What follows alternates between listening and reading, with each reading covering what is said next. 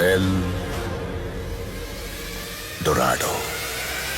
Je, umewahi kusikia mji uliotengenezwa kwa dhahabu tupu?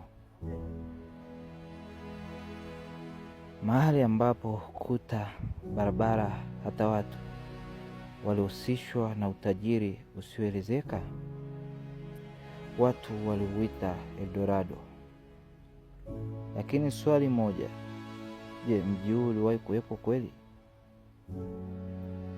Hadithi ya El Dorado haikuanza kama mji bali kama mtu, na ilikuwa ni miaka ya 1500 ya karne ya 16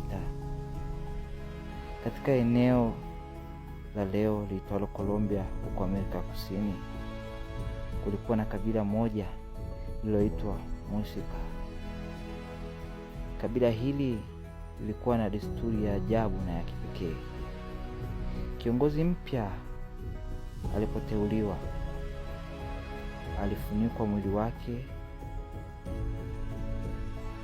tena kwa unga wa dhahabu, kisha alisafirishwa hadi katikati ya ziwa waliloliita kuwa ni ziwa takatifu, na huko walitupa hazina nyingi ya dhahabu kama sadaka kwa miungu.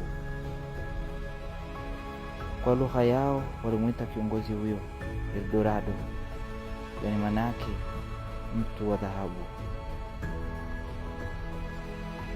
Miaka ya 1600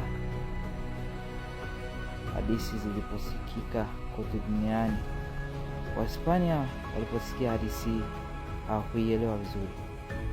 Walifikiri si mtu bali ni mji mzima wa dhahabu. Ndipo tamaa ilipoanza kuingia. Wavumbuzi na wanajeshi wengi walivutiwa na wazo la utajiri usio na mwisho.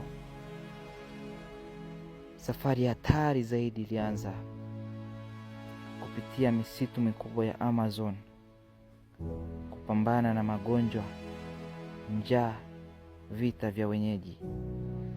Lakini kitu walichokuwa kitafuta hakikuonekana kamwe. Watu wengi walijaribu kutafuta El Dorado. Miongoni mwao alikuwa Francisco Pizarro pamoja na wavumbuzi wengine. Lakini safari hizi hazikuwa za kawaida. Wengi walipotea msituni, wengine walikufa kwa magonjwa, na baadhi hawakurudi kabisa. Ndoto ya dhahabu iligeuka kuwa ndoto ya kifo. Kadri miaka ilivyopita, ukweli ulianza kujulikana. Hakukuwa na mji wa dhahabu kama walivyofikiria. Ilikuwa ni hadithi iliyotokana na tamaduni za Muisca, yaani kabila hilo, lakini ikakuzwa na tamaa za binadamu.